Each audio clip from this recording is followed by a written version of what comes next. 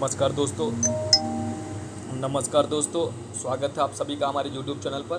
दोस्तों, जैसा कि आप सभी का पेपर यूजीसी नेट जो आपका जून का पेपर होने वाला है, वो पेपर आपका जो लॉ का पेपर है वो 25 जून को होने वाला है। तो 25 जून तक हम सभी को हर एक टॉपिक जहाँ से क्वेश्चन हमेशा बनता है उसको देखेंगे और उन सभी टॉपिकों को पढ़ेंगे। ऐसा नहीं कि एक भी टॉपिक हम छोड़ने वाले हैं, हम सारे टॉपिक को कवर करेंगे और आपके एग्ज़ाम के हिसाब से जितना कम पढ़ना पड़े और ज़्यादा नंबर आए, ये भी आपका मैं ध्यान रखूँगा और आपको उसी तरीके से मैं पढ़ाऊँगा यहाँ पर। तो उस तरीके से आपको पढ़ना है और आपके एग्ज़ाम में क्वेश्चन भी बने वैसा ही हमें बताना है। तो उसके लिए हम जो है पूरी कोशिश करते हैं कि हम उन्हीं बातों को करें आपके समझ जिनसे क्वेश्चन बनता है, फालतू कोई बात ना हो। और मैं आपको विश्वास दिलाता हूं कि हमारी एक दिन में 2 से 4 वीडियो भी हो सकती हैं, लेकिन आपके संपूर्ण टॉपिक को जो मैं पढ़ाने का वादा किया था कि जैसे ही हमारा कॉलेज बंद होगा, यानी कि जैसे ही हमारी छुट्टियां हुई, हमें पढ़ाने से फुर्सत मिली हमारे कॉलेज से, वैसे ही मैंने आपसे वादा किया था कि 1 तारीख से आपको रेगुलर मैं वीडियो दूंगा और रेगुलर आपको मैं पढ़ाऊंगा। तो जितने विद्यार्थी हमारे गूगल मीट पे हमारे साथ पढ़ रहे हैं, उन सभी से एक बार आप सभी पता करके देख लीजिए कि हमने वहाँ पर एक एक टॉपिक को किस तरीके से पढ़ाया है। और फिर भी मैं यूट्यूब पे आकर चीज़ों को पढ़ा रहा हूँ, क्योंकि वहाँ पे जो चीज़ें होती हैं रिकॉर्डेड फॉर्म में नहीं होती हैं, तो हमारे बच्चे वहाँ पे रिवीजन नहीं कर पा रहे हैं और यहाँ से वो रिवाइज़ करते हैं और उनको एक फ़ायदा मिलता है। इसलिए यहाँ पे भी वीडियो हमें बनाना पड़ रहा है। तो दोस्तों, आज हम बात करेंगे भारत का उच्चतम न्यायालय और उच्च न्यायालय, क्योंकि जैसे ही मैं पढ़ाई के समय आपको करना क्या चाहिए कि हाई कोर्ट और सुप्रीम कोर्ट को एक साथ पढ़ना चाहिए। अगर हाई कोर्ट और सुप्रीम कोर्ट को एक साथ पढ़ते हो, इससे फ़ायदा ये मिलेगा कि बहुत सी कॉमन चीज़ें होती हैं जो हाई कोर्ट में भी होती हैं, सुप्रीम कोर्ट में होती हैं। केवल अंतर होता है आर्टिकल का, केवल अंतर होता है अनुच्छेदों का, और उसके अलावा कोई अंतर वहाँ पे बहुत ज़्यादा नहीं देखने को मिलता है। तो इसलिए जैसे कि हमें जब राष्ट्रपति को पढ़ना चाहिए, उसी समय हमें राज्यपाल को पढ़ना चाहिए। जैसे हमें संघ की कार्यपालिका को पढ़ना है, उसी समय हमें राज्य की कार्यपालिका को पढ़ना चाहिए। तो एक कॉन्स्टिट्यूशन पढ़ने का एक तरीका होता है कि हम कैसे एक साथ दोनों चीज़ों को कंपैरेटिव अगर पढ़ लेते हैं, अगर तुलनात्मक अध्ययन करते हैं, तो हमें वो चीज़ें तैयार हो जाती हैं। तो शुरुआत करते हैं दोस्तों, हम जो बात करेंगे, टॉपिक हमारा है सुप्रीम कोर्ट। सबसे पहले हम बात करेंगे भारत का उच्चतम न्यायालय। तो ये नोट्स है मेरा, और यहाँ से भी यहाँ जितनी भी बातें हैं मैंने उन सारी बातों को कवर किया है। तो सबसे पहले आप सभी के स्क्रीन पे जो बात की गई है, भारत का उच्चतम न्यायालय। तो सबसे पहला क्वेश्चन अगर किसी से आम व्यक्ति आपसे पूछेगा कि भारत के उच्चतम न्यायालय का प्रावधान भारतीय संविधान में कहाँ पे किया गया है, तो भारतीय संविधान के जो भाग 5 है, जो संघ की कार्यपालिका, संघ के बारे में बात करता है, उसके चैप्टर नंबर 4 में भारत के उच्चतम न्यायालय का प्रावधान किया गया है। ये पहला क्वेश्चन है, ये पहला क्वेश्चन है और ये याद भी कर लेना चाहिए, क्योंकि अगर हमें ये भी पता चले कि किस भाग में है और किस चैप्टर में हमारे सुप्रीम कोर्ट की बात की गई है, ये भी हमारे लिए बहुत बड़ा पॉजिटिव, मतलब अंदर से मोटिवेट करता है कि हमको चलो भाग तो पता है, हमें चैप्टर तो पता है। तो सबसे पहली बात है कि भारत के उच्चतम न्यायालय की बात कहाँ पे की गई है, तो भाग 5 में की गई है और चैप्टर नंबर 4 में की गई है। और किस अनुच्छेद से किस अनुच्छेद तक की बात की गई है, तो अनुच्छेद 124 से 147 तक इसका प्रावधान किया गया है। आर्टिकल 124 से 147 तक। तो सबसे पहला क्वेश्चन याद करना है कि भारत का जो उच्चतम न्यायालय है, भारत की जो सुप्रीम कोर्ट है, उसका प्रावधान भाग 5 चैप्टर 4 और अनुच्छेद 124 से 147 तक बात की गई है। ये आपका कंप्लीट हुआ। फिर हम बात करते हैं कि जो भारत का जो शासन है वो कितने अंगों में विभाजित है, क्योंकि हम जब बात करेंगे जुडिशरी की, तो बात करेंगे कि हमारे जो शासन को चलाने के लिए कितने अंग हैं। तो सबसे पहले हम वो बात करेंगे कि सरकार के 3 अंग हैं।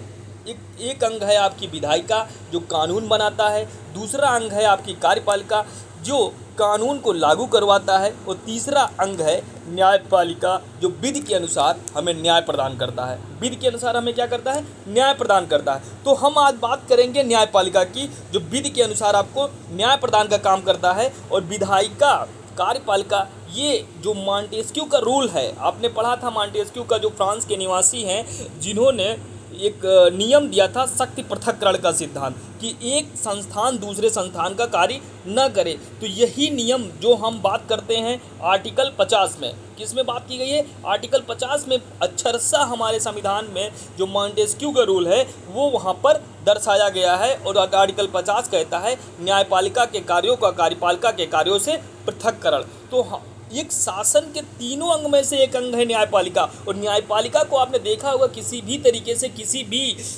से वो किसी के अंडर में रह के काम नहीं करती है। और इसीलिए उसको आर्टिकल 32 के अंतर्गत भारत के जो हमारा आर्टिकल 32 है वो क्या करता है कि फंडामेंटल राइट का वो गार्जियन है, वो सभी नागरिकों के मूल अधिकार का गार्जियन है, पापा है हमारी जो सुप्रीम कोर्ट है आर्टिकल 32 के अंतर्गत। और हाई कोर्ट को ये पावर दिया गया है 226 के अंतर्गत। तो ये एक तरीके से हमारा एक अंग है और हम किसी के प्राधिकार के अंतर्गत काम नहीं करते। तो न्यायपालिका एक स्वतंत्र निकाय है।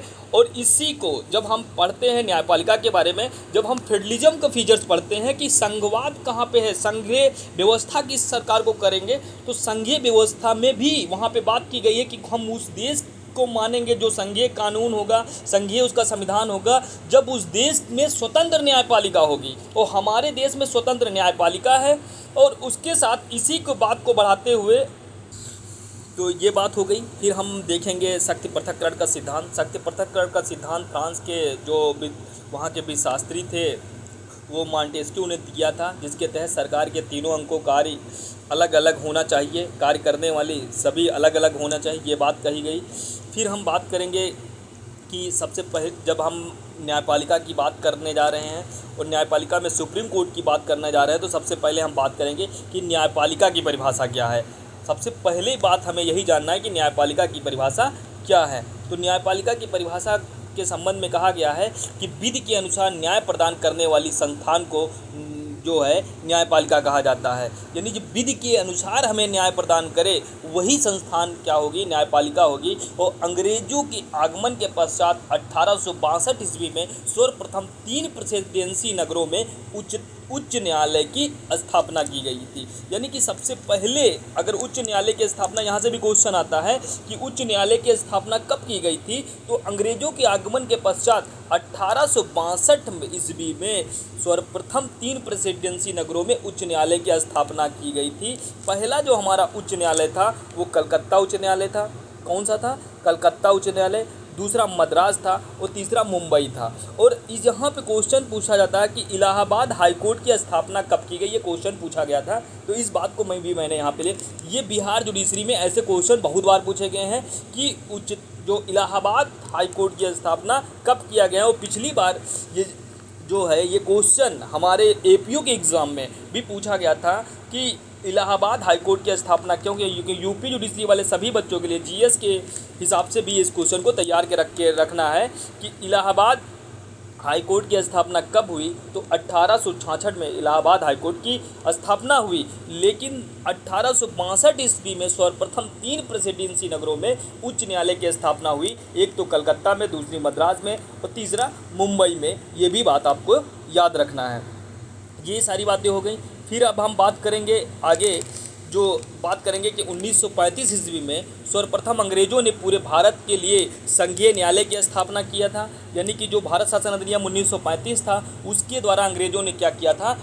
संपूर्ण भारत के लिए एक संघीय यानी फेडरल कोर्ट की स्थापना की थी। और स्वतंत्रता के पश्चात संघीय न्यायालय की जो ये कार्य करता था, इसके इंग्लैंड की संसद ने एक कानून बनाया और कि 1949 ईस्वी में प्रीवी काउंसिल के निर्णय की अधिकारिता भारत से बाहर हटाकर इंग्लैंड तक ही सीमित कर दिया गया। यानी कि जब पहले जो हमारी संघीय न्यायालय थी, जो भारत शासन अधिनियम 1935 के द्वारा स्थापित की गई थी, इसके विरुद्ध अपील, यानी कि जो उस समय भारत की जो फेडरल कोर्ट थी, संघीय न्यायालय थी, जिसका गठन 1935 के एक्ट के द्वारा किया गया था, इसके विरुद्ध अपील अगर की जाती थी वो प्रीवी काउंसिल में की जाती थी। लेकिन स्वतंत्रता के पश्चात संघीय न्यायालय कार्य करता था और इंग्लैंड की संसद ने एक कानून बनाया 1949 ईस्वी में, और प्रीवी काउंसिल के निर्णय की अधिकारिता भारत से हटाकर इंग्लैंड तक ही सीमित कर दिया गया। ये भी क्वेश्चन आपसे पूछा गया कि किस अधिनियम के अंतर्गत कि संघीय न्यायालय की जो अपीलीय अधिकारिता था, जो प्रीवी काउंसिल में था,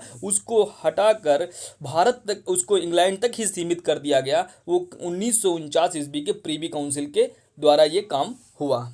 फिर अगली हम बात करेंगे कि संघीय न्यायालय जो पहले गठित था, वो उसका नाम परिवर्तन करके वर्तमान में उसका नाम क्या हुआ, इसके बारे में हम बात करेंगे। तो संघीय न्यायालय जो भारत में पहले गठित था, उसका ही नाम परिवर्तन करके उच्चतम न्यायालय के रूप में बदल दिया गया, और 26 जनवरी 1950 में हमारे भारत के लिए, हमारे अपने प्यारे भारत के लिए एक स्वतंत्र निकाय के रूप में एक जो न्याय करने वाली संस्थान आई, वो सुप्रीम कोर्ट आई। और पूछा जाता है कि सुप्रीम कोर्ट की स्थापना कब की गई, तो 28 जनवरी 1950 में हमारी सुप्रीम कोर्ट की स्थापना की गई। यानी 26 नवंबर 1949 को हमारा संविधान बनकर तैयार हुआ और 26 जनवरी 1950 को ये लागू हुआ। तो उसके जो 28 जनवरी 1950 को हमारी जो संघीय न्यायालय थी, उसी का परिवर्तन करके 28 जनवरी 1950 को हमारी सुप्रीम कोर्ट बनी। फिर हम बात करेंगे कि 1949 ईस्वी में प्रीवी काउंसिल की अधिकारिता को भारत में समाप्त कर दिया गया था, और प्रीवी काउंसिल में अपीलीय अधिकारिता को समाप्त कर दिया गया था भारत में। यानी कि अब सबसे बड़ी अपीलीय कोर्ट अगर कोई है तो वो हमारी सुप्रीम कोर्ट है, ना कि प्रीवी काउंसिल जो आज़ादी से पहले हुआ करती थी। अब हम बात करेंगे अगले टॉपिक पर कि 1935 ईस्वी में जो संघीय न्यायालय द्वारा दिया गया था अपीलीय अधिकार है, वो प्रीवी काउंसिल, जो मतलब प्रीवी काउंसिल को अपीलीय अधिकार था, वही अपने सुप्रीम कोर्ट को प्राप्त हुआ। तो भारत शासन अधिनियम 1935 के तहत पूरे भारत के लिए एक संघीय न्यायालय की स्थापना की गई थी। यह भी क्वेश्चन आप सभी को तैयार हो गया। फिर हम बात करेंगे 1949 के पूर्व भारत में जो हाई कोर्ट तथा संघीय न्यायालय द्वारा दिए गए निर्णय की अपील प्रीवी काउंसिल में की जाती थी। ये सारी बातें हो गई। फिर 1949 ईस्वी में इंग्लैंड की संसद ने प्रीवी काउंसिल उत्साधन अधिनियम बनाया तथा भारत में प्रीवी काउंसिल की अधिकारिता को समाप्त कर दिया गया, वो प्रीवी काउंसिल जो है उत्साधन अधिनियम के द्वारा। फिर हम एक क्वेश्चन बन के आता है कि भारत में जो न्यायपालिका है वो कैसी है। तो भारत में जो न्यायपालिका है उसका नेचर कैसा है, तो वो स्वतंत्र निकाय है, एकीकृत न्यायपालिका है। लेकिन वहाँ पे आपको क्वेश्चन याद कि प्रतिबद्ध न्यायपालिका जो है, हमारे जो संविधान में प्रतिबद्ध न्यायपालिका की, जो उस न्यायपालिका की विशेषता नहीं है, स्वतंत्र है, निष्पक्ष है, और उसके साथ वो क्या है, एक तरीके से एकहरी जो हमारे वहाँ नागरिकता है, उसी प्रकार से हमारी वहाँ एकीकृत न्यायपालिका है। यानी कि हमारे यहाँ जब आप देखोगे तो एक हमारी सुप्रीम कोर्ट है सबसे ऊपर, एक जो हमारी सुप्रीम कोर्ट है, और सुप्रीम कोर्ट के अधीनस्थ हमारे हाई कोर्ट हैं, और इन हाई कोर्टों के अधीनस्थ जो ये हाई कोर्ट हैं, उन हाई कोर्टों के अधीनस्थ हमारे यहाँ प्रत्येक प्रदेश के हाई कोर्टों के अधीनस्थ वहाँ के जिला कोर्ट होते हैं। तो एक तरीके से ये त्रिशंकु के आकार की हमारी न्यायपालिका है, और ये न्यायपालिका जो है एकीकृत एकहरी जो है पूरी नागरिकता के जैसे ही यहाँ पर क्या है, हमारे वहाँ एकीकृत न्यायपालिका है। और हमारे यहाँ जो न्यायपालिका का नेचर क्या नहीं है, तो प्रतिबद्ध न्यायपालिका की विशेषता हमारे न्यायपालिका की नहीं है। क्वेश्चन पूछा जाता है भारत में क्या प्रतिबद्ध न्यायपालिका है, नहीं है, स्वतंत्र और निष्पक्ष न्यायपालिका हमारे यहाँ काम करती है। फिर हम बात करेंगे 26 जनवरी 1950 के बारे में। तो 26 जनवरी 1950 को भारत के उच्चतम न्यायालय की स्थापना भारत के संविधान के अनुच्छेद 124(1) के तहत की गई थी। यानी क्वेश्चन पूछा जाएगा कि भारतीय संविधान में जो उच्चतम न्यायालय है यानी सुप्रीम कोर्ट है, उसकी स्थापना किस आर्टिकल के अंतर्गत की गई थी। तो 26 जनवरी 1950 को भारत के उच्चतम न्यायालय की स्थापना जो है भारतीय संविधान के अनुच्छेद जो है 124(1) के तहत की गई थी। भारत का उच्चतम न्यायालय सर्वोच्च अपीलीय न्यायालय है। भारत का जो सुप्रीम कोर्ट है संघीय न्यायालय अनुच्छेद 135 के तहत उसका उत्तराधिकारी है। मतलब ये पूछा भी जाता है कि जो हमारी सुप्रीम कोर्ट है किस न्यायालय का उत्तराधिकारी है। अगर ऐसे क्वेश्चन पूछा जाएगा तो शायद आप लोग नहीं कर पाएंगे कि उत्तराधिकारी क्या होता है, क्या बला है। उत्तराधिकार का मतलब है कि वो किसके, जो पहले कोई व्यक्ति अगर काम कर रहा था उसको सौंप के किसने काम करना शुरू किया, तो वो हमारी जो संघीय न्यायालय था उसकी बात की गई है आर्टिकल 135 के अंतर्गत। आप जब देखोगे तो वहाँ पे बात पाओगे कि भारत का जो सुप्रीम कोर्ट है वो संघीय न्यायालय का उत्तराधिकारी है। ये बात क्लियर हुई आप सभी को। फिर हम बात करेंगे कि जब अनुच्छेद 145 के तहत जब संविधान का निर्वचन के लिए जो हम अगर कोई संवैधानिक कोई प्रावधान है उसके निर्वचन करने के लिए कितने मैक्सिमम, हम यहाँ पे पहले बात करेंगे उन छोटे छोटे क्वेश्चनों की जो शुरुआत में आपसे पूछे जाएंगे और यहीं से आपके क्वेश्चन बन जाएंगे। तो क्वेश्चन पूछा जाता है कि जब अनुच्छेद 145 के तहत जब संविधान का निर्वचन करने का प्रश्न आता है तो उसमें न्यूनतम जजों की संख्या कितनी होती है, तो न्यूनतम जजों की संख्या कितनी होती है, वो संख्या होती है 5। और ये बात कहाँ पे कही गई है, ये अनुच्छेद 145 के जो क्लास 3 में बात की गई है।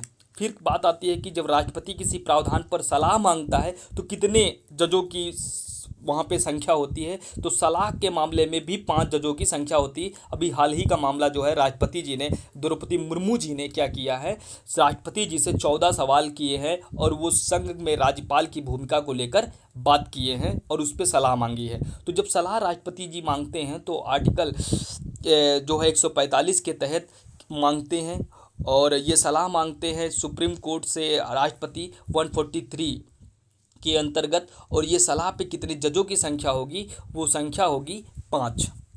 आर्टिकल 145 के तहत क्या नियम है, इसको एक बार हम फिर से यहाँ पे ये देखते हैं कि 145 के तहत निम्नलिखित 2 मामलों की सुनवाई उच्चतम न्यायालय के जजों की संख्या कम से कम संख्या जो होती है 5 होता है। एक तो संविधान के निर्वचन के मामले में, दूसरा अनुच्छेद 143 के तहत राष्ट्रपति के जो सलाह अगर मांगता है तो उस पर ये बात हमने आपको पहले ही बता दिया कि 2 ही ऐसे मामले होते हैं जब वहाँ पे संख्या जजों की 5 होती है सुप्रीम कोर्ट में। जब पहला मामला है कि जब संविधान का जो निर्वचन करना है, इंटरप्रेट करना है, और या अनुच्छेद 143 के तहत राष्ट्रपति कोई सलाह मांगते हैं। फिर हम बात करेंगे एक हमारा जो राष्ट्रीय न्यायिक समिति का गठन जब किया गया था 124(1) के तहत किया गया था, और उसमें जजों की जो नियुक्ति है वो हाई कोर्ट तथा सुप्रीम कोर्ट में, हाई कोर्ट में जो जजों की नियुक्ति है आर्टिकल 217 और सुप्रीम कोर्ट में आर्टिकल 124 के तहत। तो ये अवमानना, न्यायालय की अवमानना से कोई मतलब ये आप जब देखते हो कि आर्टिकल 124 क्या कहता है और 217 क्या कहता है, इन दोनों में प्रोविज़न जो बात की गई है वो बात है सुप्रीम कोर्ट 124 और हाई कोर्ट की बात की गई है 217 में। यहाँ तक आप सभी को क्लियर हुआ। फिर आगे हम बात करेंगे अनुच्छेद 150 की भी हमने बात कर ली। अब हम बात करेंगे उच्चतम न्यायालय का गठन एवं स्थापना। अब डायरेक्ट बात करेंगे चैप्टर नंबर 4 के पहले आर्टिकल पर 124 में। तो 124(1) क्या कहता है, उच्चतम न्यायालय का गठन एवं स्थापना। उच्चतम न्यायालय में एक न्यायाधीश, एक न्यायमूर्ति एवं 7 से अनधिक न्यायमूर्ति से मिलकर बनेगा जब तक कि संसद विधि द्वारा इसकी स्थापना या संख्या न बढ़ाए। तो यानी कि जब प्रारंभ में हमारा जब सुप्रीम कोर्ट बना था उसमें जो जजेस थे वो न्यायमूर्ति थे, वो न्यायमूर्ति की संख्या थी एक मुख्य न्यायाधीश और साथ में उसके 7 अन्य न्यायाधीश थे। और ये संख्या तब तक नहीं बढ़ाई जा सकती है जब तक संसद विधि द्वारा उसकी संख्या ना बढ़ा दे। तो आज वर्तमान में जो न्यायाधीशों की संख्या कितनी है ये सब लोग आप कमेंट बॉक्स में बताएंगे।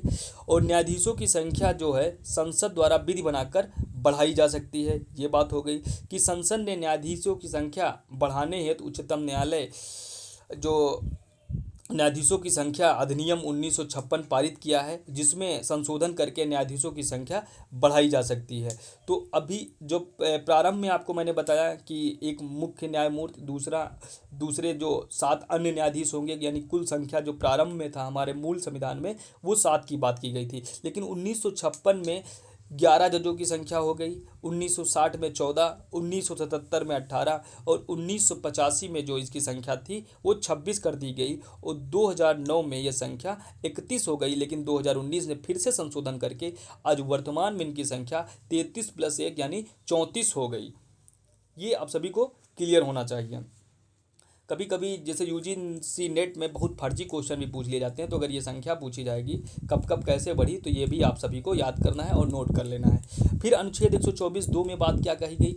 अनुच्छेद 124(2) कहता है कि उच्चतम न्यायालय में जजों की नियुक्ति, यानी जजों की नियुक्ति कैसे होगी। तो ऐसी नियुक्ति राष्ट्रपति द्वारा की जाती है और इसके लिए राष्ट्रपति उच्चतम न्यायालय के ऐसे न्यायाधीशों से परामर्श करेगा जिससे परामर्श करना वह उचित समझे तथा उच्चतम न्यायालय के मुख्य न्यायमूर्ति से परामर्श किया जाएगा। ऐसा न्यायाधीश 65 वर्ष तक की आयु तक वह अपने पद पर बना रहेगा।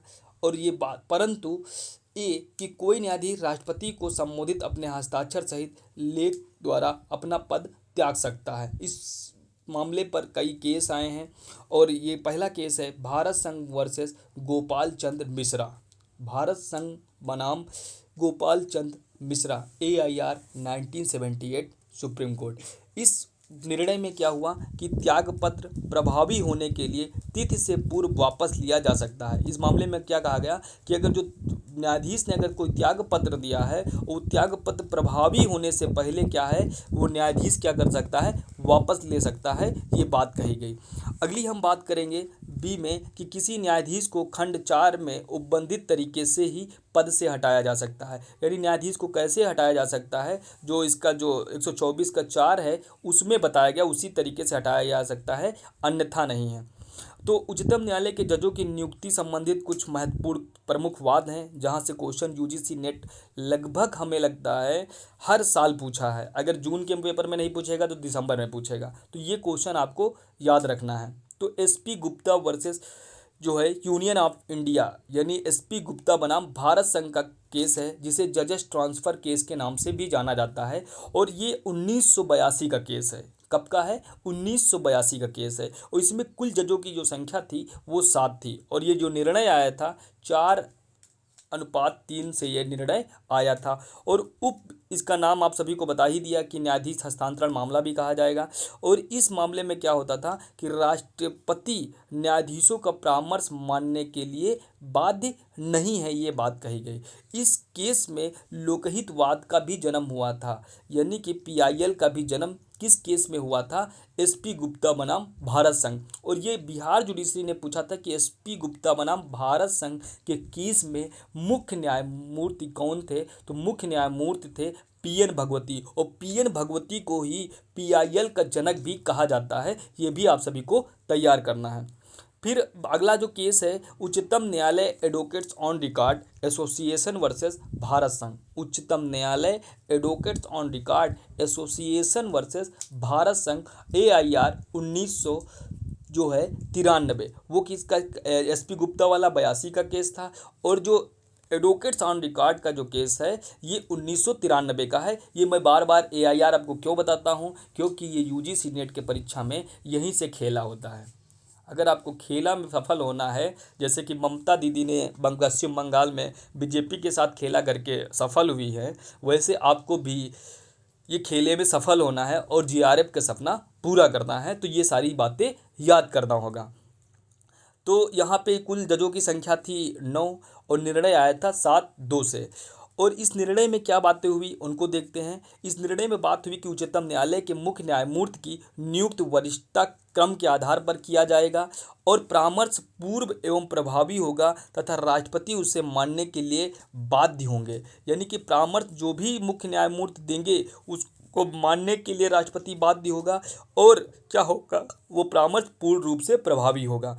ऐसा परामर्श उच्चतम न्यायालय की कोलेजियम चयन मंडल द्वारा किया जाएगा। यानी कि अब इस केस के माध्यम से बता दिया गया कि जो हमारे यहाँ मुख्य न्यायमूर्ति या जजों की जो नियुक्ति सुप्रीम कोर्ट में होगी वो कोलेजियम के द्वारा किया जाएगा। इस कोलेजियम में उच्चतम न्यायालय का मुख्य न्यायमूर्ति प्लस 2 वरिष्ठतम न्यायाधीश होंगे। जो ये कोलेजियम सिस्टम होगा, जो चयन मंडल होगा, उस चयन मंडल में एक मुख्य न्यायमूर्ति होगा और 2 वरिष्ठतम न्यायाधीश होंगे। यानी 1 + 2 लोगों के चयन मंडल होगा। और राष्ट्रपति को परामर्श दिए दिए और राष्ट्रपति इस परामर्श को मानने के लिए बाध्य होगा। और परामर्श किसका होगा? मुख्य न्यायमूर्ति का होगा। ये बात हो गई। फिर इस वाद में एसपी गुप्ता के वाद में दिए गए निर्णय का उलट दिया गया, यानी पलट दिया गया। ये भी बात आपको याद रखना है। ये सारी बातें किस केस में कही गई? ये बात कही गई उच्चतम न्यायालय advocates on record association versus Bharat संघ के केस में ये बातें कही गई। तो दोस्तों, आप सबको मज़ा आ रहा है या नहीं आ रहा है? यस या नो एक बार लिख के भेजिए। फिर आगे हम शुरुआत करेंगे और बात करेंगे एक अगले केस पर, क्योंकि यहाँ से केस बहुत ज़्यादा पूछा जाता है। यहाँ पे पहला ये केस है इंडरी प्रेसिडेंशियल रेफरेंस मामला। इंडरी प्रेसिडेंशियल रेफरेंस मामला ये 1999 का है। पहला आपने एसपी गुप्ता का देखा, दूसरा आपने एडवोकेट्स ऑन रिकॉर्ड का देखा, तीसरा मामला इस मामले पर है इंडरी प्रेसिडेंशियल रेफरेंस मामला AIR 1999 SC। एक आपने मामला 1982 का देखा, एक आपने 93 का देखा, ये है 1999 का। देखो AIR भाई याद करना पड़ेगा ही। अगर आपका सपना JRF है, आपका सपना जो है असिस्टेंट प्रोफेसर नेट क्वालिफाई करना है, तो ये याद करना पड़ेगा। और इसमें कुल जजों की संख्या थी 9 और निर्णय ये आया, सर्वसम्मत से निर्णय आया कि मुख्य जो न्यायाधीश इसमें जो निर्णय है एसपी बरूचा इसमें मुख्य न्यायमूर्ति। एक बार पूछा भी गया है कि इंडरी प्रेसिडेंशियल रेफरेंस मामले में जो मुख्य न्यायाधीश थे वो कौन थे? तो एसपी बरूचा। यानी जहाँ पर भी जजों का नाम भी पूछा गया कि इस केस में कौन है, वो भी हम ये बातें लिख के लाया हूँ। और इस केस का उपनाम क्या है? उच्चतम न्यायालय के न्यायाधीशों की नियुक्ति तथा हस्तांतरण का मामला के नाम से भी ये केस जाना जाता है। तो निर्णय इसमें क्या आया कि उच्चतम न्यायालय में नियुक्ति के लिए कोलेजियम का पालन किया जाएगा और हाईकोर्ट की जजों के हस्तांतरण के मामले में जब उच्चतम न्यायालय में नियुक्ति के लिए कोलेजियम होगी 1+4 और हाईकोर्ट के जजों को हस्तांतरण के लिए कोलेजियम होगी 1+4। हाईकोर्ट में जजों की नियुक्ति में लिए गए कोलेजियम जो होगा, जब नियुक्ति होगी तो हस्तांतरण के मामले में कोलेजियम होगी 1+4 और नियुक्ति के मामले में जो कोलेजियम होगी 1+ वहाँ पे 2 की बात की गई थी। तो सबको जो भी लोग होंगी, जो भी वहाँ पे कोलेजियम में जो राय देते हैं, उसमें अपनी राय को है लिखित में देना होगा। ये भी बात यहाँ पर की गई। यदि 2 न्यायाधीश किसी नाम का विरोध करते हैं तब उन नामों को राष्ट्रपति के पास नहीं भेजा जाएगा। ये भी बात यहाँ पे की गई थी। यदि राष्ट्रपति ऐसे प्रस्ताव को वापस लौटा लेता है तब क्या होगा कि उच्चतम न्यायालय को जो है पीठ इस बात पर सुनवाई करेगी। यदि उन्हें नामों को दोबारा उच्चतम न्यायालय राष्ट्रपति के पास भेजता है तो राष्ट्रपति उस परामर्श को मानने के लिए बाध्य होंगे। यानी कि कोलेजियम के द्वारा जो नाम भेजे जाएंगे राष्ट्रपति को, वो राष्ट्रपति अगर एक बार लौटा भी देता है तो दोबारा भी अगर वो वहाँ पे कोलेजियम भेजती है तो उसको परामर्श मानने के लिए क्या होगा? राष्ट्रपति बाध्य होगा। तो किस तरीके से देखा आपने, आपकी जुडिशरी किस तरीके से पूरी तरीके से स्वतंत्र है और राष्ट्रपति को बाध्य कर रही है। तो ये बातें हो गई। फिर हम बात करेंगे 124(2)A के बात की गई है कि उच्चतम न्यायालय के किसी न्यायाधीश की आयु का निर्धारण ऐसी रीत से किया जाएगा जिसका संसद विधि द्वारा उपबंध करे। ये 15वें संविधान संशोधन 1963 में जोड़ा गया। सुप्रीम कोर्ट के मुख्य न्यायमूर्ति की सलाह पर राष्ट्रपति द्वारा किया जाएगा क्या? किसी न्यायाधीश की आयु का निर्धारण। फिर हम बात करेंगे आर्टिकल 124(3) में। 124(3) में क्या कही गई है? राष्ट्रपति पद के लिए योग्यता की बात की गई है आर्टिकल 124(3) में। देखिए आपको 1 में क्या बात की गई, 2 में क्या बात की गई, 3 में क्या बात की गई, ये सारी बातें आपको आर्टिकल के क्लास के हिसाब से याद करना है, क्योंकि आपको सफल होना है, आपको JRF का सपना पूरा करना है।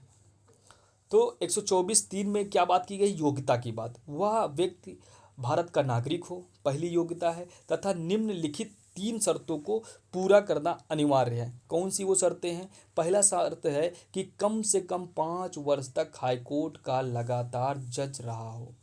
5 वर्ष तक लगातार वो हाईकोर्ट का जज रहा हो, चाहे वो एक या एक से अधिक हाईकोर्टों में रहा हो, लेकिन 5 वर्ष तक वो लगातार जज रहा हो हाईकोर्ट में। कम से कम 10 वर्ष तक लगातार हाईकोर्ट में अधिवक्ता के रूप में कार्य किया हो, एक या अलग अलग हाईकोर्टों में, लेकिन लगातार वो किया हो 10 वर्ष तक अधिवक्ता। तो पहली बात है कि आप जज बन के बैठे हो हाईकोर्ट का 5 साल तक, या आप वहाँ पर अधिवक्ता भी रहेंगे तब भी। तो भैया हम लोग आपसे यही सलाह दे रहे हैं कि जो लोग बहुत ज़्यादा नहीं पढ़ना चाह रहे हैं, जजे बनना चाह रहे हैं डायरेक्ट सुप्रीम कोर्ट में, आप अधिवक्ता के रूप में लगातार वहाँ पे रहिए और आपका जुगाड़ जो है, जैसे हम प्रधानमंत्री बनेंगे आप लोग का जुगाड़ लगा देंगे, ठीक है। और एक अगली आखिरी जो योग्यता है वहाँ की, वो राष्ट्रपति के राय में जो पारंगत विधिवेत्ता हो। ये आज तक नहीं मिला है। लेकिन मेरे गुरुजी हैं, अगर मैं कभी इस देश में हुआ कुछ, तो मैं राष्ट्रपति के राय में पारंगत विधिवेत्ता जो होगा उसको भी सुप्रीम कोर्ट के जज के पद तक पहुंचाऊंगा। तो ये तीन आपकी देखो, पहली बात आपको जो मैंने बताई कि वो भारत का नागरिक हो, नागरिक होने के बाद जो योग्यताएं हैं उसकी तीन। पहली योग्यता है कि 5 वर्ष तक हाई कोर्ट का लगातार वो जज रहा हो, 10 वर्ष तक वो अधिवक्ता के रूप में हाई कोर्ट में काम किया हो, या राष्ट्रपति की राय में पारंगत विधिवेत्ता हो। ये क्वेश्चन पूछा जाता है हाई कोर्ट के मंच में कि हाई कोर्ट की जो योग्यता है जज बनने की, तो वहाँ पे क्या पारंगत विधिवेत्ता भी वहाँ पे जज बन सकता है? तो वहाँ पे ये बात नहीं, ये केवल और केवल सहूलियत जो दी गई है, ये दी गई है केवल और केवल सुप्रीम कोर्ट में। और ये प्रावधान कहाँ से आया है? ऐसी बातें कैसे हमारे देश के संविधान निर्माताओं के अंतर्गत आया और उन्होंने ये बात लिख दी? तो ये बात थी अमेरिका में, क्योंकि अमेरिका में आज भी जो वहाँ के प्रोफेसर हैं, जो विधिवेत्ता हैं, जो पारंगत हैं, उनको सुप्रीम कोर्ट का जज बनाया जाता है। लेकिन भारत में जानते हो पढ़े लिखों को बहुत ज़्यादा तवज्जो नहीं दिया जाता है, तो इसलिए आज तक नहीं बना। नहीं तो भारत में भी ऐसा कोई काम हुआ होता। ऐसा नहीं कि हमारे देश में कोई पारंगत विधिवेत्ता नहीं हुआ जिसको सुप्रीम कोर्ट ने जज बनाया नहीं जा सकता था। फिर हम बात करेंगे पारंगत विधिवेत्ता सुप्रीम कोर्ट का जज नियुक्त किया जा सकता है। यह प्रावधान अमेरिका से लिया गया है। आज तक का इस प्रावधान का सहारा लेकर किसी भी व्यक्ति को नियुक्त नहीं किया गया है। फिर हम बात करेंगे आर्टिकल 124(4) पे। आर्टिकल 124(4) क्या कहता है कि सुप्रीम कोर्ट के न्यायाधीशों को उसके पद से हटाना। क्या कहता है? हटाना। ठीक है, तो यहाँ पे बात करें कि संसद द्वारा सिद्ध कदाचार और असमर्थता के आधार पर ही बहुमत द्वारा उपस्थित एवं मत देने वाले सदस्यों की 2/3 संख्या के बहुमत से ही हटाया जा सकता है। यानी कि सुप्रीम कोर्ट के जज को हटाने के दो ही आधार हैं। एक तो सिद्ध कदाचार, यानी कि उसका कदाचार कैसा है। अभी आपने हाल ही में मामला देखा कि जो मानसून सत्र में जो प्रस्ताव आने वाला है, एक हमारे जस्टिस वर्मा हैं, जस्टिस वर्मा के खिलाफ महाभियोग लाया जा रहा है। और जस्टिस वर्मा का जो सिद्ध कदाचार है, जो उनका कदाचार है, वो क्या था कि पैसा उनके यहाँ बहुत निकला था जब फायर ब्रिगेड गई थी। तो इस तरीके से उनका एक ये बन रहा है, तो उसके आधार पे उनको हटाया जा सकता। और एक दूसरा जो आधार है असमर्थता, यानी काम करने में वो असमर्थ हो गए हैं, किसी रोग के कारण, किसी अन्य कारण से असमर्थ हैं, तब भी उनको वहाँ से हटाया जा सकता। तो दो आधार हैं। ठीक है, तो असमर्थता के आधार पर क्या होगा कि उपस्थित एवं मत देने वाले सदस्यों की 2/3 के बहुमत से हटाया जाएगा। यानी सदन जो भी जहाँ पे ये प्रस्ताव लाया जाएगा, तो वहाँ उपस्थित एवं मत देने वाले सदस्यों के 2/3 बहुमत से उनको हटाया जा सकता। ऐसा जो समावेश है पास होने के पश्चात राष्ट्रपति द्वारा आदेश दिया जाएगा। और जो ये प्रावधान है ये अमेरिका से लिया गया है। प्लस राज्य निर्वाचन आयुक्त का भी यही प्रावधान है, और हाईकोर्ट के जज प्लस निर्वाचन के आयुक्त को भी ऐसे ही हटाया जा सकता है। यही प्रोविज़न वहाँ पे भी लागू होता है। फिर अगली हम बात करेंगे आर्टिकल 124(6) की। आर्टिकल 124(6) क्या कहता है? शपथ की बात करता है। अब एक क्वेश्चन पूछा जाता है आपसे कि शपथ का प्रोविज़न किस अनुसूची में दिया गया है। तो शपथ का प्रावधान किस अनुसूची में दिया गया है, ये सब भी आपको कमेंट बॉक्स में बताना है।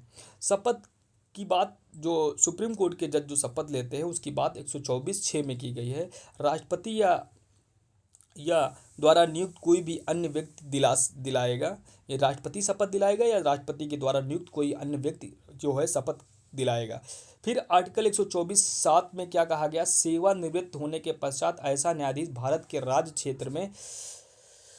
क्षेत्र के भीतर किसी न्यायालय में या प्राधिकारी के समक्ष अभिवचन का कार्य नहीं करेगा, यानी कि वकालत का काम नहीं करेगा। ये भी एक बात कही गई है 124(7) में। तो ये आपका आर्टिकल क्लियर हुआ। 124 के सातों खंड को मैंने बताया, एक एक को विस्तार करके, जितने भी केस थे उसको मैंने बताया। फिर हम बात करेंगे आर्टिकल 125 पर। 125 क्या कहता है कि न्यायाधीशों के वेतन भत्ते इत्यादि। तो यहाँ पे बात की गई है कि न्यायाधीशों के वेतन और भत्ते। तो केवल इस आर्टिकल को आपको ये याद करना है कि वेतन और भत्ते की बात कहाँ पे बात की गई है। तो आर्टिकल 125 में वेतन भत्ते का निर्धारण कौन करेगा? तो संसद द्वारा किया जाएगा। फिर यहाँ से क्वेश्चन पूछा जाता है कि क्या न्यायाधीश की एक बार नियुक्ति होने के बाद उसके वेतन और भत्ते में परिवर्तन किया जा सकता है, तो नहीं किया जा सकता। अलाभकारी परिवर्तन कोई नहीं किया जा सकता है। और इनका जो वेतन और भत्ता पूछा जाता है किस निधि से दिया जाता है, तो संचित निधि, भारत की संचित निधि से ये जो इनको वेतन और भत्ता दिया जाता है। एक ही कंडीशन है जब इनके वेतन और भत्ते की कटौती किया जा सकता है, वो है वित्तीय आपात, यानी कि जो है फाइनेंशियल, जब वहाँ इमरजेंसी होगी तब बात करी जाएगी। और फाइनेंशियल इमरजेंसी की बात कहाँ की गई है आप लोग कमेंट बॉक्स में बताएंगे। चलो ठीक है, हम ही बता दे रहे हैं, आर्टिकल 360 में। ठीक है, फिर बात करेंगे कि कुछ बातें मैंने नोट करके यहाँ पे रखी हैं कि हाईकोर्ट के जजों का वेतन भत्ता राज्य की संचित निधि से मिलता है, जबकि पेंशन भारत की संचित निधि से मिलता है। ये बहुत इंपॉर्टेंट बात थी, आप सभी के लिए मैंने नोट करके रखी है। और ये सारी बातें आप सभी एक तैयार कर लेंगे। तो मैं बता रहा हूँ कि आपका जज बनने का सपना, आपका एलएलएम एंट्रेंस एग्जाम का सपना, आपका प्रोफेसर बनने का सपना, आपके जो है जेआरएफ का सपना, सारी पूरी होंगी। तो दोस्तों अगली बात करेंगे आर्टिकल 126 की। आर्टिकल 126 में बात की गई है कार्यकारी न्यायमूर्ति की नियुक्ति। कार्यकारी न्यायमूर्ति की नियुक्ति, तो इसकी नियुक्ति कौन करेगा, तो ये राष्ट्रपति द्वारा की जाएगी। बस इतना याद रखना कि कार्यकारी न्यायमूर्ति की नियुक्ति की बात कहाँ पे की गई है, तो आर्टिकल 126 में। क्लियर। अगला हमारा जो आर्टिकल है, आर्टिकल 127। 127 बहुत बार पूछा गया है एडॉक जज के बारे में, तदार्थ न्यायाधीश के बारे में। और ये क्वेश्चन क्यों पूछा जा रहा है, इसके लिए ये बात है कि तदार्थ न्यायाधीश के बारे में लोग नहीं जानते हैं कि कौन होता है। तो इसकी नियुक्ति कौन करता है, तो तदार्थ न्यायाधीश केवल सुप्रीम कोर्ट में नियुक्त किया जाता है, ये बात आपको याद रखना है। और ऐसा न्यायाधीश जो है सुप्रीम कोर्ट के मुख्य न्यायमूर्ति द्वारा नियुक्त किया जाता है। यहाँ पे क्वेश्चन आपसे ये गलत होता, पूछता है कि तदार्थ न्यायाधीश की नियुक्ति कौन करता है, राष्ट्रपति करता है, संसद करता है, या मुख्य न्यायमूर्ति करता है, कि कोलिजियम के द्वारा किया था, तब वहाँ पे गलत होता है। ये आपको याद रखना है कि ऐसा न्यायाधीश की नियुक्ति जो है सुप्रीम कोर्ट के मुख्य न्यायमूर्ति द्वारा किया जाता है, तदार्थ न्यायाधीश की। फिर हम बात करेंगे, अब हमारी बात करेंगे आर्टिकल 128 पर। तो सुप्रीम कोर्ट की बैठक में सेवानिवृत्त न्यायाधीशों की उपस्थिति की बात करता है आर्टिकल 128। तो इसके लिए राष्ट्रपति को किसी पूर्व सहमति का लेना आवश्यक है, जैसा कि जज की नियुक्ति तब की जाती है जब सुप्रीम कोर्ट में गढ़ आपूर्ति ना हो। यानी कि जब जो पुराने हमारे न्यायाधीश हैं, सेवानिवृत्त न्यायाधीश हैं, उनकी नियुक्ति करने के लिए जो बात करता है आर्टिकल 128, इसके लिए राष्ट्रपति की पूर्व सहमति का होना आवश्यक है। देखो सहमति की जहां बात आती है आपको याद रखना पड़ेगा कि राष्ट्रपति कहां पे सहमत अनिवार्य है, संसद की सहमत कहां पे अनिवार्य है, मुख्य न्यायमूर्ति की सहमत कहां पर। ये छोटे छोटे क्वेश्चन है, पढ़ने में आप बहुत अच्छे से पढ़ते चले जाओगे, लेकिन जैसे ही इस पर क्वेश्चन बनेगा आपका सर दर्द होगा और आप गलत लगा के आएंगे। सही भी लगाते हैं कई बार, ऐसे नहीं हमारे सारे स्टूडेंट सफल हो रहे हैं। तो ऐसे जज की नियुक्ति तब की जाती है जब सुप्रीम कोर्ट में गढ़ आपूर्ति ना हो। तदर्थ ऐसे व्यक्ति को नियुक्त किया जाएगा जो हाई कोर्ट का न्यायाधीश हो तथा सुप्रीम कोर्ट का न्यायाधीश होने की योग्यता रखता हो। जब भी कोरम पूरा होने में स्थायी न्यायाधीशों की संख्या कम हो, तब मुख्य न्यायमूर्ति किसी भी उच्च न्यायालय या के न्यायाधीश की उपस्थिति को लिए नियुक्त करवा सकता है। फिर आर्टिकल बात करेंगे 129। 129 वनडे एग्जाम का पेटेंट क्वेश्चन है।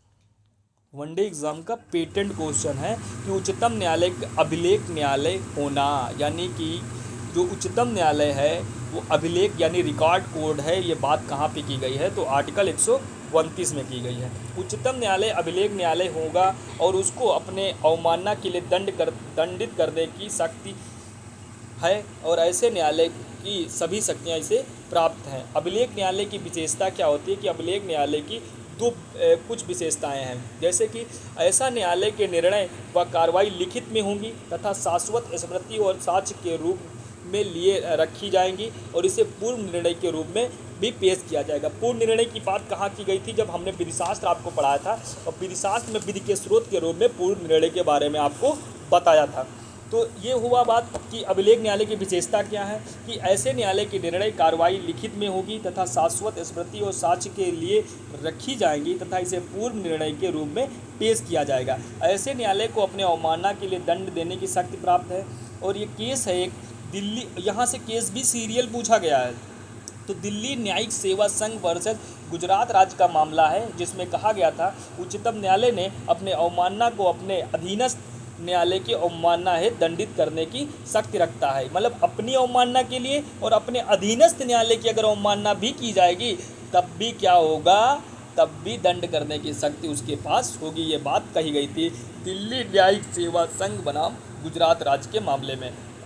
अगला केस हमारा है इनरी विनय चंद्र का वाद है। इसमें विनय मिश्रा चंद्र का वाद है। इसमें कहा गया था कि सुप्रीम कोर्ट किसी अधिवक्ता का विधि व्यवसाय कराने का लाइसेंस निलंबित कर सकता है और इस निर्णय में अवमानना का मामला अगला जो है उच्चतम न्यायालय बार एसोसिएशन बनाम भारत संघ। इस मामले में क्या हुआ था, इस मामले में उच्चतम न्यायालय ने जो ऊपर जो मामला जो अभी आपने पढ़ा है इनरी विनय मिश्रा चंद्र के वाद को उलट दिया और कहा कि अधिवक्ता के विधि व्यवसाय के लाइसेंस को निलंबित करने का अधिकार जो है अधिवक्ता अनुशासन समिति को प्राप्त है, यानी सुप्रीम कोर्ट को नहीं है, तो अधिवक्ता अनुशासन समिति को प्राप्त है। ये बात कहाँ कही गई थी, उच्चतम न्यायालय बार एसोसिएशन वर्सेस भारत संघ के मामले में।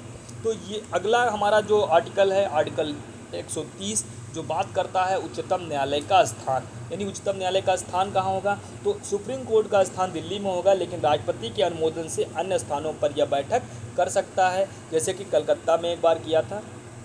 तो न्याय के अंतर्राष्ट्रीय न्यायालय के बारे में यहाँ पे पूछ लेता कि अंतर्राष्ट्रीय न्यायालय जो है उसका मुख्यालय कहाँ है, तो हेग में है। क्योंकि हम दोनों एक साथ याद रखेंगे तो हमारा काम आसान हो जाएगा। तो ये बात कहाँ पे की गई है 130 में। ये फर्जी क्वेश्चन उत्तराखंड में पूछा जा सकता है कि जो है दिल्ली जो सुप्रीम कोर्ट है उसके स्थान के बारे में किस आर्टिकल में बात की गई है, तो आर्टिकल 130 में बात की गई है। तो हम एक बात कहते हैं हमेशा फर्जी क्वेश्चन उत्तराखंड में पूछेगा, लेकिन वहाँ पे बहुत छोटे छोटे क्वेश्चन पूछे जाते हैं जहाँ से हम कॉन्सेप्ट नहीं देखते हैं, वो केवल आपके माइंड में ये चेक करते हैं कि आप पढ़े कितना है और याद कितना रह गया। इसीलिए मैं उनको बोलता हूँ कि फर्जी क्वेश्चन पूछते हैं। तो आप लोग नाराज़ मत होइए उत्तराखंड वालों भाइयों। आर्टिकल 131 बात करता है उच्चतम न्यायालय की आरंभिक अधिकारिता के बारे में। तो आरंभिक अधिकारिता की बात कहाँ की गई है, आर्टिकल 131 में।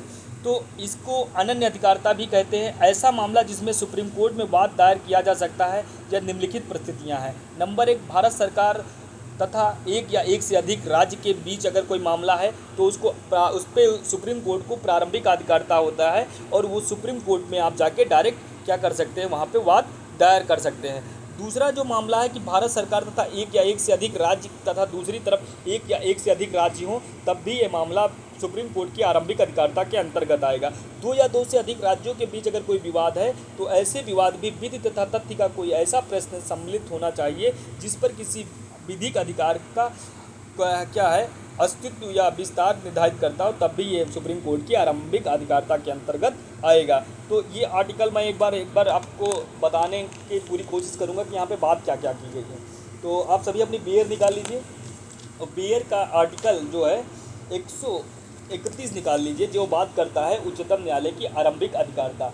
इस संविधान के उपबंधों के अधीन रहते हुए नंबर 1, भारत सरकार और एक या एक से अधिक राज्य के बीच या एक और भारत सरकार और किसी राज्य या राज्यों की दूसरी ओर से एक या अधिक से अन्य राज्यों के बीच 2 या 2 से अधिक राज्यों के बीच किसी विवाद में यदि जहां तक उस विवाद में विधि या तथ्य का ऐसा कोई प्रश्न अंतर्निहित है जिस पर किसी विधिक अधिकार का अस्तित्व या विस्तार क्या करता है निर्भर है, तो और वहाँ तक अन्य न्यायालयों का अपवर्जन करके उच्चतम न्यायालय को आरंभिक अधिकारिता होगी। मतलब अन्य न्यायालय को वहाँ पर अधिकारिता नहीं होगी, किसको अधिकारिता होगी, तो उच्चतम न्यायालय को अधिकारिता होगी। ये बात करता है आर्टिकल 130। फिर आगे बात करता है कि परंतु जोड़ा गया था 7वें संविधान संशोधन के द्वारा। तो यहाँ पे बात क्या किया गया था कि परंतु उक्त अधिकारिता का विस्तार उस विवाद पर नहीं होगा जो किसी ऐसी संधि, करार, परिसंविदा, वचनबंध, सनद वैसी ही अन्य लिखत से उत्पन्न हुआ हो जो इस संविधान के आरंभ से पहले की गई थी या निष्पादित की गई थी और ऐसे प्रारंभ के पश्चात प्रवर्तन में है, या जो यह उपबंध करती है कि उक्त अधिकारिता का विस्तार ऐसे विवाद का नहीं होगा। ये बात करता है आर्टिकल 131। तो आपने आर्टिकल 131 को देख लिया कि प्रारंभिक अधिकारिता की बात करता है, और इसके जो अपवाद में 131 के परंतु में आने वाले जो मामले हैं वो आता है अनुच्छेद 180 जो वित्तीय आयोग को सौंपे गए हैं, अनुच्छेद 262 जो अंतर्राज्य नदी घाटी के पानी के प्रयोग से संबंधित हैं, वो आर्टिकल 290 जो संघ तथा राज्यों के बीच खर्चों का समायोजन की बात करता है। और राजनीतिक कोई मामला आता है, यदि राज्य से प्राइवेट व्यक्ति से संयुक्त पुरस्कार है तो ये सारे मामले क्या हैं, अपवाद के रूप में आएंगे और ये सुप्रीम कोर्ट की आरंभिक अधिकारिता से बाहर चले जाएंगे। तो ये सारी बातें हो गई। फिर हम बात करेंगे आर्टिकल 132 पे। तो बस दोस्तों, आप सब थके तो नहीं हैं, आराम से पढ़िए और इन्जॉय करते हुए पढ़िए। अगर थक गए तो वीडियो रोक के पढ़ लीजिए, लेकिन पढ़िए ज़रूर, क्योंकि आपका सपना है JRF।